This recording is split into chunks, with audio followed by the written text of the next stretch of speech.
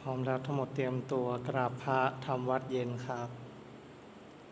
ทั้งหมดกราบพระพร้อมกันครับกราบกราบกราบกราบบารมีธรรมพ่อแม่ครูบาอาจารย์ครับ ทั้งหมดกล่าวคำบูชาพระรัตนตรัยพร้อมกันครับอิมินาสการนะพุทธังอภิปูชยามะอิมินาสการนะธัมมังอภิปูชยามะอิมินาสการนะสังฆังอภิปูชยามะอะระหังสัมมาสัมพุทโธภควาพุทธังภควันตังอภิวาเทมิสวากขาโตภควตาธัมโมธัมมังนามัสสามิสุปฏิปันโนภควโตสาวกสังโฆสังฆังนะมามิ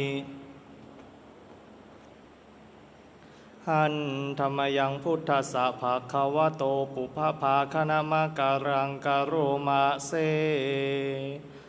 นะโมตัสสะภควโตอะระหะโต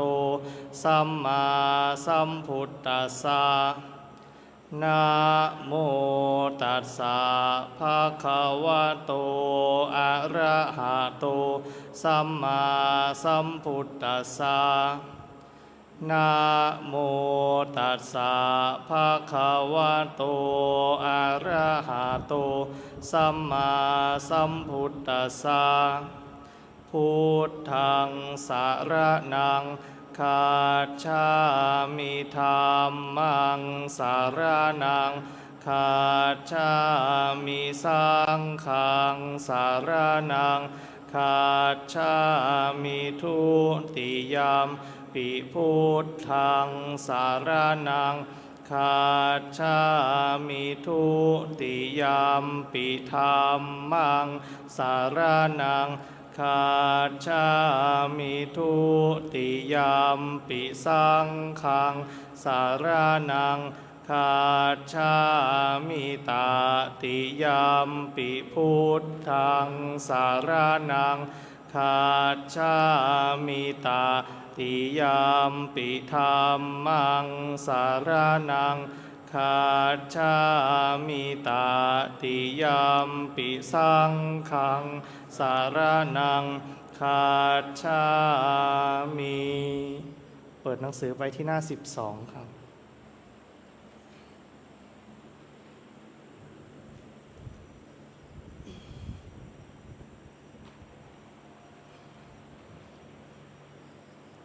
หันธรรมยังปฏิจจสมุปาทะธัมเมสุอิทัปปัจจยตาทิธรรมะปะทัง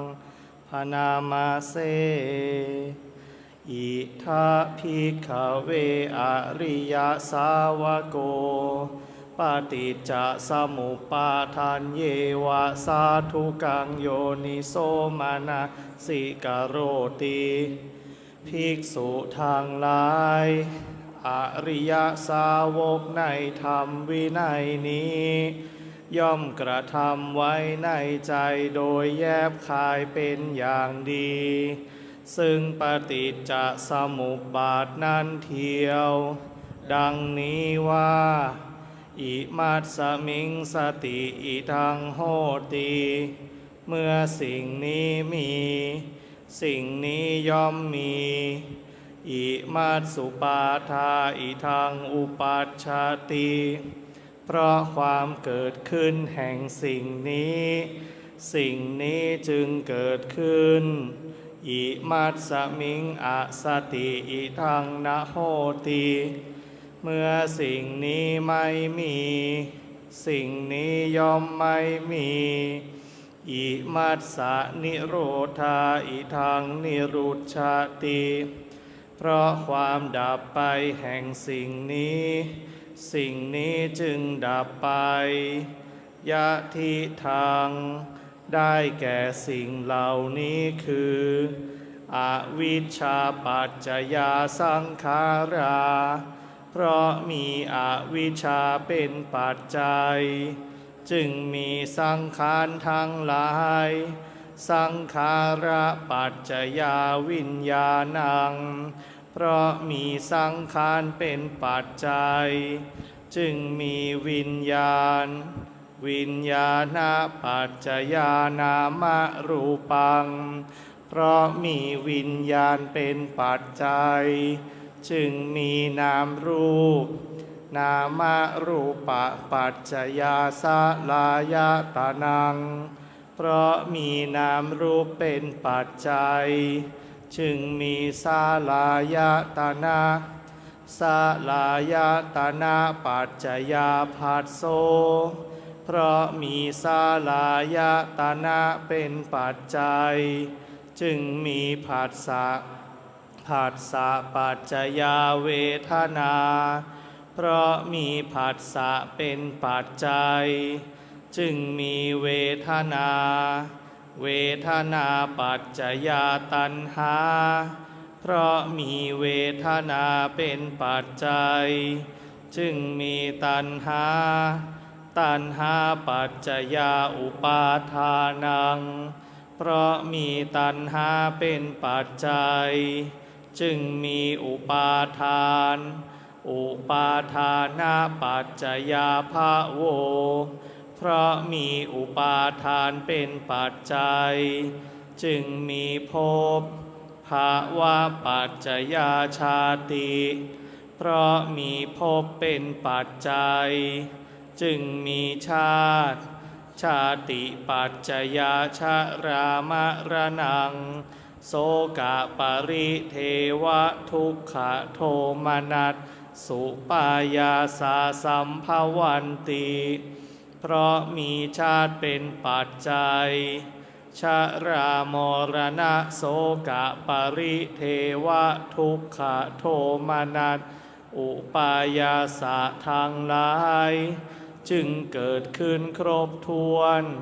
เอวะเมตัสสะเกวลัสสะทุกขขันธัสสะสมุทัยโยโหติความเกิดขึ้นพร้อมแห่งกองทุกข์ทั้งสิ้นนี้ย่อมมีด้วยอาการอย่างนี้อวิชชายะตะเววะอะเสสะวิราคะนิโรธาสังขาระนิโรโธเพราะความจางคลายดับไปโดยไม่เหลือแห่งวิชานั้นเทียวจึงมีความดับแห่งสังขารสังขาระนิโรธาวิญญาณนิโรโธเพราะมีความดับแห่งสังขารจึงมีความดับแห่งวิญญาณวิญญาณนิโรธานามรูปนิโรโธเพราะมีความดับแห่งวิญญาณจึงมีความดับแห่งนามรูปนามรูปนิโรธาสาลายตนะนิโรโธเพราะมีความดับแห่งนามรูปจึงมีความดับแห่งสาลายตนะสาลายตนะนิโรธาผัสสะนิโรโธเพราะมีความดับแห่งสาลายตนะจึงมีความดับแห่งผัสสะผัสสะนิโรธาเวทนานิโรโธเพราะมีความดับแห่งผัสสะ จึงมีความดับแห่งเวทนา เวทนานิโรธาตัณหานิโรโธเพราะมีความดับแห่งเวทนา จึงมีความดับแห่งตัณหา ตัณหานิโรธาอุปาทานานิโรโธเพราะมีความดับแห่งตัณหา จึงมีความดับแห่งอุปาทาน อุปาทานานิโรธาภาวะนิโรโธเพราะมีความดับแห่งอุปาทาน จึงมีความดับแห่งภพ ภาวะนิโรธาชาตินิโรโธเพราะมีความดับแห่งภพ จึงมีความดับแห่งชาติ ชาตินิโรธาชรามรณัง โสกะปริเทวะทุกขโทมนัสสุปายาสานิรุชชันติเพราะมีความดับแห่งชาตินั่นแลชรามรณะโสกะปริเทวะทุกขอุปายาสะทางหลายจึงดับสิ้นเอวะเมตัสสะเกวลัสสะทุกขคันทัสสะนิโรโธโหติติความดับลงแห่งกองทุกข์ทั้งสิ้นนี้ย่อมมีด้วยอาการอย่างนี้ดังนี้เปิดหนังสือไปที่หน้า29ครับหน้า29หันธรรมยังอาทิตปริยายสุตปะทังพนามาเสข้าพระเจ้าพระอานนท์เทระได้สดับมาแล้วอย่างนี้ว่าสมัยหนึ่งพระผู้มีพระภาคเจ้าเสด็จประทับอยู่ที่ตำบลขยาศีสะใกล้แม่น้ำขยาพร้อมด้วยพระภิกษุ1,000 รูปในการนั้นแลพระผู้มีพระภาคเจ้าตรัสเตือนสติภิกษุเหล่านั้นให้ตั้งใจฟังพระภาษิตนี้ว่าดูก่อนภิกษุทั้งหลายสิ่งทั้งปวงเป็นของร้อนดูก่อนภิกษุทั้งหลายก็อะไรเล่าชื่อว่าสิ่งทั้งปวงเป็นของร้อนดูก่อนภิกษุทั้งหลาย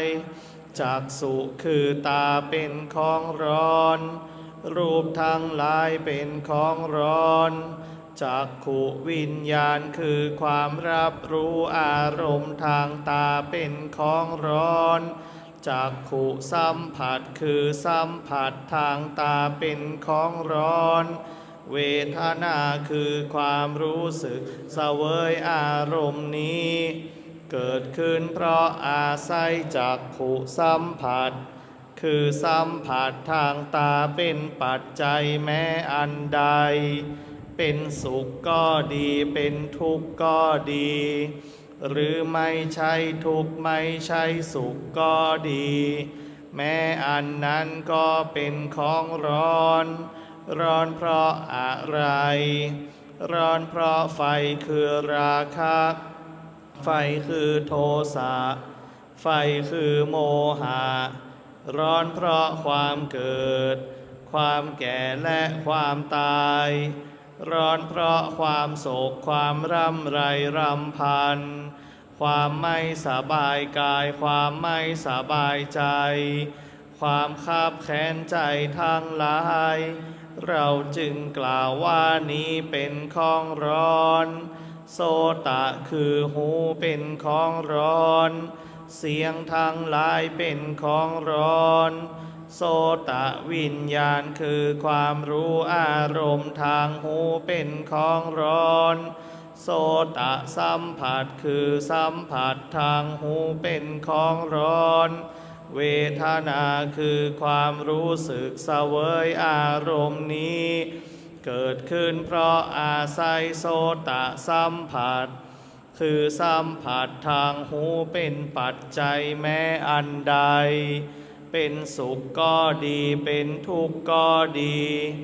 หรือไม่ใช่ทุกข์ไม่ใช่สุขก็ดี แม้อันนั้นก็เป็นของร้อน ร้อนเพราะอะไร ร้อนเพราะไฟคือราคะ ไฟคือโทสะ ไฟคือโมหะ ร้อนเพราะความเกิด ความแก่และความตาย ร้อนเพราะความโศกความร่ำไรรำพัน ความไม่สบายกายความไม่สบายใจ ความคับแค้นใจทั้งหลาย เราจึงกล่าวว่านี้เป็นของร้อนคานะคือจมูกเป็นของร้อน กลิ่นทั้งหลายเป็นของร้อนคานะวิญญาณคือความรู้อารมณ์ทางจมูกเป็นของร้อนคานะสัมผัสคือสัมผัสทางจมูกเป็นของร้อนเวทนาคือความรู้สึกเสวยอารมณ์นี้เกิดขึ้นเพราะอาศัยคานะสัมผัสคือสัมผัสทางจมูกเป็นปัจจัยแม้อันใดเป็นสุขก็ดีเป็นทุกข์ก็ดีหรือไม่ใช่ทุกข์ไม่ใช่สุขก็ดีแม้อันนั้นก็เป็นของร้อนร้อนเพราะอะไรร้อนเพราะไฟคือราคะไฟคือโทสะไฟคือโมหะร้อนเพราะความเกิดความแก่และความตายร้อนเพราะความโศกความร่ำไรรำพันความไม่สบายกายความไม่สบายใจความคับแค้นใจทั้งหลายเราจึงกล่าวว่านี้เป็นของร้อนชิวหาคือลิ้นเป็นของร้อนรสทั้งหลายเป็นของร้อนชิวหาวิญญาณคือความรู้สึกเสวยอารมณ์ทางลิ้นเป็นของร้อนชิวหาสัมผัสคือสัมผัสทางลิ้นเป็นของร้อนเวทนาคือความรู้สึกเสวยอารมณ์นี้เกิดขึ้นเพราะอาศัยชิวหาสัมผัสคือสัมผัสทางลิ้นเป็นปัจจัยแม้อันใดเป็นสุขก็ดีเป็นทุกข์ก็ดีหรือไม่ใช่ทุกข์ไม่ใช่สุขก็ดีแม้อันนั้นก็เป็นของร้อนร้อนเพราะอะไรร้อนเพราะไฟคือราคะไฟคือโทสะไฟคือโมหะร้อนเพราะความเกิดความแก่และความตายร้อนเพราะความโศกความร่ำไรรำพันความไม่สบายกายความไม่สบายใจความคับแค้นใจทั้งหลายเราจึงกล่าวว่านี้เป็นของร้อนกายเป็นของร้อนโผฏฐัพพะคือสิ่งที่ถูกต้องทางเป็นของร้อนกายวิญญาณคือความรู้อารมณ์ทางกายเป็นของร้อนกายสัมผัสคือสัมผัสทางกายเป็นของร้อน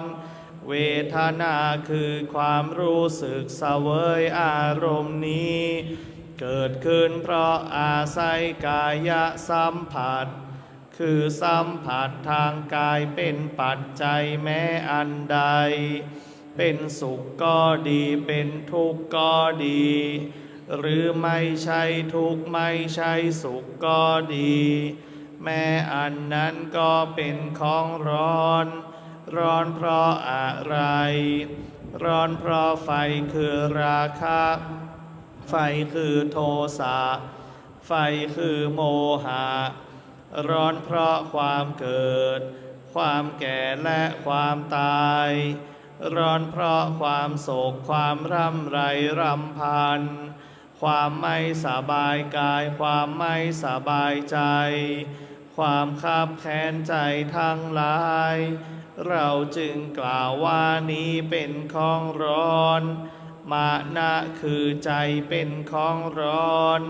ธรรมทั้งหลายคืออารมณ์ที่เกิดแก่ใจเป็นของร้อนมโนวิญญาณคือความรู้อารมณ์ทางใจเป็นของร้อนมโนสัมผัสคือสัมผัสทางใจเป็นของร้อนเวทนาคือความรู้สึกเสวยอารมณ์นี้เกิดขึ้นเพราะอาศัยมโนสัมผัสคือสัมผัสทางใจเป็นปัจจัยแม้อันใดเป็นสุขก็ดีเป็นทุกข์ก็ดีหรือไม่ใช่ทุกข์ไม่ใช่สุขก็ดีแม้อันนั้นก็เป็นของร้อนร้อนเพราะอะไร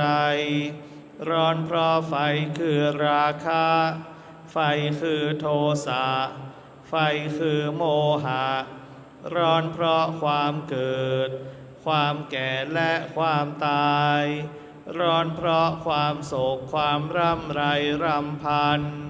ความไม่สบายกายความไม่สบายใจความคับแค้นใจทั้งหลายเราจึงกล่าวว่านี้เป็นของร้อนดูก่อนภิกษุทั้งหลายอริยสาวกผู้ได้สดับมาแล้วเห็นอยู่อย่างนี้ย่อมเบื่อหน่ายแม้ในจักษุคือตาย่อมเบื่อหน่ายแม้ในรูปทั้งหลายย่อมเบื่อหน่ายแม้ในจักขุวิญญาณคือความรู้อารมณ์ทางตาย่อมเบื่อหน่ายแม้ในจักขุสัมผัสคือสัมผัสทางตาเวทนาคือความรู้สึกเสวยอารมณ์นี้เกิดขึ้นเพราะอาศัยจักขุสัมผัสคือสัมผัสทางตาเป็นปัจจัยแม้อันใดเป็นสุขก็ดีเป็นทุกข์ก็ดีหรือไม่ใช่ทุกข์ไม่ใช่สุขก็ดีแม้ในเวทนา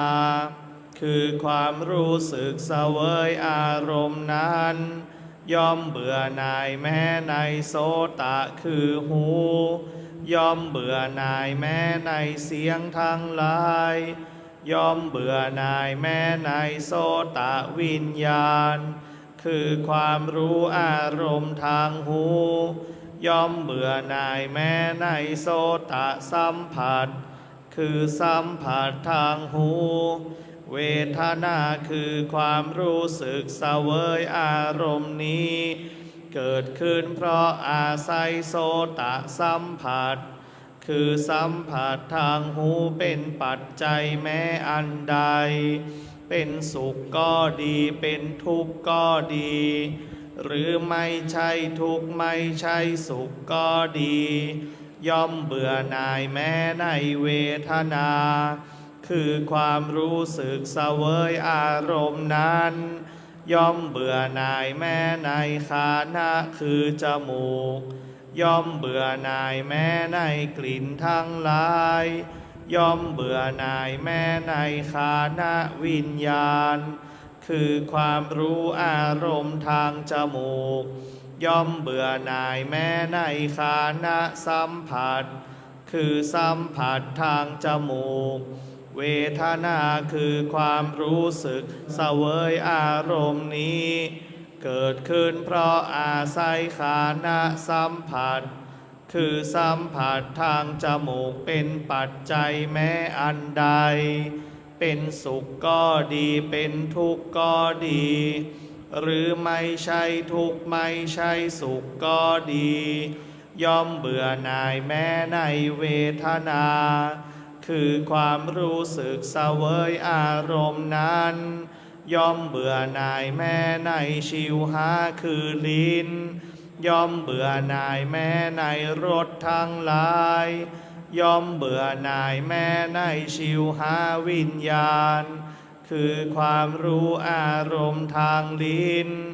ย่อมเบื่อหน่ายแม้ในชิวหาสัมผัส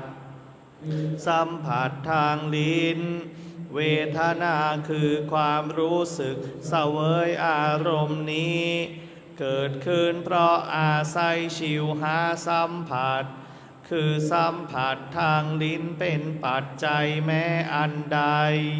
เป็นสุขก็ดีเป็นทุกข์ก็ดีหรือไม่ใช่ทุกข์ไม่ใช่สุขก็ดีย่อมเบื่อหน่ายแม้ในเวทนาคือความรู้สึกเสวยอารมณ์นั้นย่อมเบื่อหน่ายแม้ในกายย่อมเบื่อหน่ายแม้ในโผฏฐัพพะคือสิ่งที่ถูกต้องทางกายทั้งหลายย่อมเบื่อหน่ายแม้ในกายวิญญาณคือความรู้อารมณ์ทางกายย่อมเบื่อหน่ายแม้ในกายสัมผัสคือสัมผัสทางกายเวทนาคือความรู้สึกเสวยอารมณ์นี้เกิดขึ้นเพราะอาศัยกายสัมผัสคือสัมผัสทางกายเป็นปัจจัยแม้อันใดเป็นสุขก็ดีเป็นทุกข์ก็ดีหรือไม่ใช่ทุกข์ไม่ใช่สุขก็ดีย่อมเบื่อหน่ายแม้ในเวทนาคือความรู้สึกเสวยอารมณ์นั้นย่อมเบื่อหน่ายแม้ในมานะคือใจย่อมเบื่อหน่ายแม้ในธรรมทั้งหลายย่อมเบื่อหน่ายแม้ในมโนวิญญาณคือความรู้อารมณ์ทางใจย่อมเบื่อหน่ายแม้ในมโนสัมผัสคือสัมผัสทางใจเวทนาคือความรู้สึกเสวยอารมณ์นี้เกิดขึ้นเพราะอาศัยมโนสัมผัสคือสัมผัสทางใจเป็นปัจจัยแม้อันใดเป็นสุขก็ดีเป็นทุกข์ก็ดีหรือไม่ใช่ทุกข์ไม่ใช่สุขก็ดีย่อมเบื่อหน่ายแม้ในเวทนา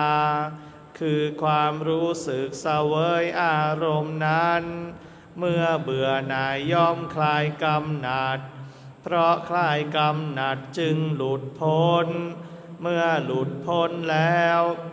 ย่อมมีญาณอย่างรู้ว่าหลุดพ้นแล้วรู้ชัดว่าชาติสิ้นแล้วพรหมจรรย์อยู่จบแล้วกิจที่ควรทำได้ทำสำเร็จแล้วกิจอื่นเพื่อความเป็นอย่างนี้มิได้มีพระผู้มีพระภาคเจ้าได้ตรัสธรรมปริยายนี้แล้วภิกษุเหล่านั้นก็มีใจยินดีพอใจในภาสิทธิ์ของพระผู้มีพระภาคเจ้าก็ขณะเมื่อพระผู้มีพระภาคเจ้ากำลังตรัสเทศนาภาสิทธินี้อยู่จิตของพระภิกษุ1,000 รูปนั้นก็พ้นแล้วจากอาสวะทั้งหลายเพราะไม่ยึดมั่นถือมั่นด้วยอุปาทานดังนี้แลสำหรับการสวดมนต์สาธยายธรรมในช่วงเย็นเอาไว้แต่เพียงเท่านี้นะครับลำดับต่อไปเราจะได้นั่งสมาธิภาวนา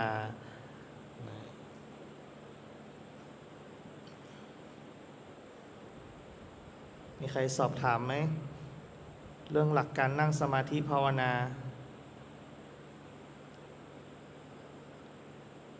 ไม่มีนะงั้นอธิษฐานรับพระกรรมฐานพร้อมกันครับข้าพเจ้าขอตั้งจิตอธิษฐานด้วยสัจจะวาจาว่าข้าพเจ้าจะเป็นผู้มีสติมีสัมปชัญญะโดยกระทำไว้ในใจว่าข้าพเจ้าจะทำความรู้สึกตัวในขณะหายใจเข้ายาวในขณะหายใจออกยาวในขณะหายใจเข้าสั้นในขณะหายใจออกสั้นข ข้าพเจ้าจะอดทนอดกลั้นไม่หลงในความพอใจไม่ปฏิเสธความไม่พอใจจะระงับความอยากมีความอยากเป็นความไม่อยากมีความไม่อยากเป็นตลอดการนั่งสมาธิภาวนาอิมังกัมมัฏฐานังอธิฏฐามิอิมังภาวนานังอธิฏฐามิจะเป็นผู้มีสตินี่เป็นแบบไหนทำยังไงถึงจะเรียกว่ามีสติ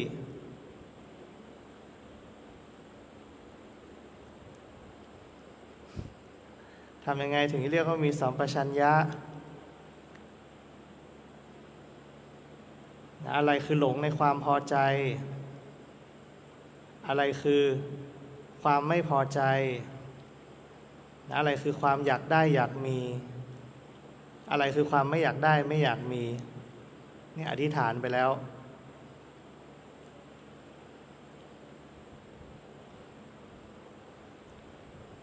ยังไงล่ะอธิษฐานไปแล้วนะนี่แล้วจะทำยังไงล่ะทีเนี้ย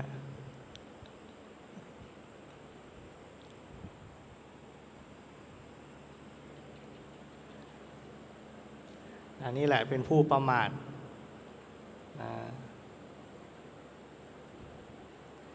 นี่เรียกว่าเป็นผู้ประมาทนะประมาทในการปฏิบัตินะที่ประมาทก็คือว่าคิดว่ารู้แล้วอันนี้แหละคือจุดที่เสียสำหรับนักปฏิบัติคิดว่ารู้แล้วแล้วเวลาเราปฏิบัติเราก็จะนิ่งๆก็พอละนะได้บุญละนะไม่ขยับก็พอละได้กุศลละนะนี่คือความเข้าใจผิดถ้าตามชื่อนะที่นี่สำนักวิปัสสนานะเป็นสำนักสำหรับการเจริญปัญญามันต้องเข้าใจเพราะการปฏิบัติจริงๆไม่ใช่มานั่งอยู่อย่างเงี้ย1 วัน 2 วันนะไม่ใช่นั่งอยู่อย่างนี้เช้ากลางวันเย็นนะ2 วัน 3 วัน 5 วัน 7 วันไม่แปลกที่เราสู้กับกิเลสตัณหาไม่ได้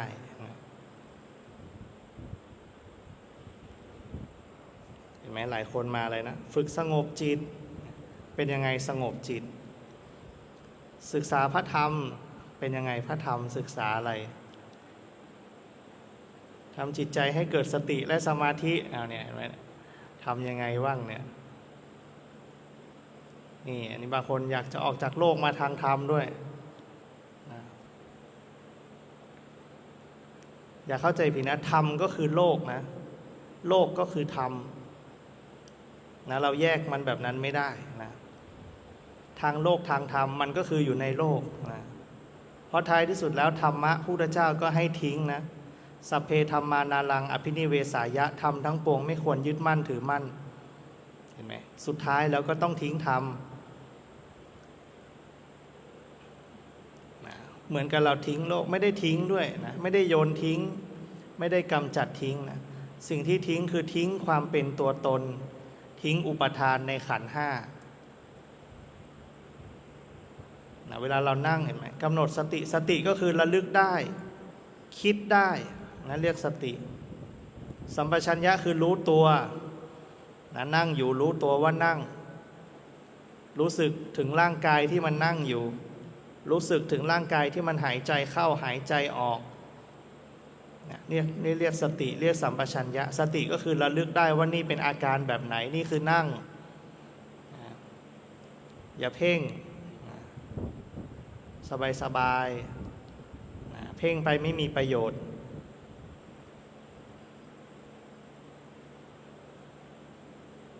หายใจเข้ารู้สบาย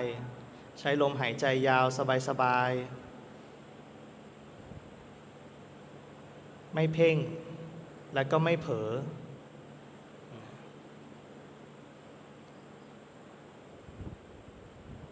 เวลาเราไม่เผลอเห็นไหมนึกได้อันนี้มันไม่ใช่ลมหายใจนะเวลาเผลอไปกับสิ่งอื่นที่ไม่ใช่ลมหายใจอันนั้นคือเผลอไปหลง ไปติดอยู่กับสิ่งอื่นที่ไม่ใช่ลมหายใจที่ไม่ใช่ฐานของเรานั่นคือเผลอฉะนั้นอย่าเผลอแต่ก็อย่าเพ่งอย่าไปจดจ่อเหมือนที่เราอธิษฐานทำความรู้สึกตัวนะไม่ใช่เป็นลมไม่ได้รู้สึกที่ลมรู้สึกที่ตัวขณะหายใจเข้าขณะหายใจออกให้รู้สึกที่ตัว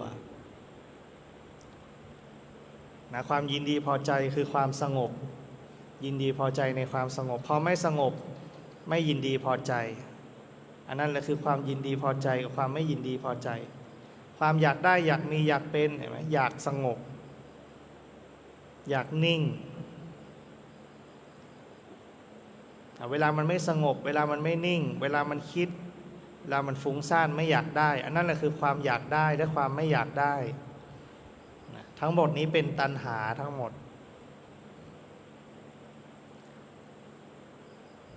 เป็นสิ่งที่เราต้องละอย่าไปจดจ่อแบบนั้นอย่าไปให้คุณค่ากับสิ่งเหล่านั้นรู้ตามความเป็นจริง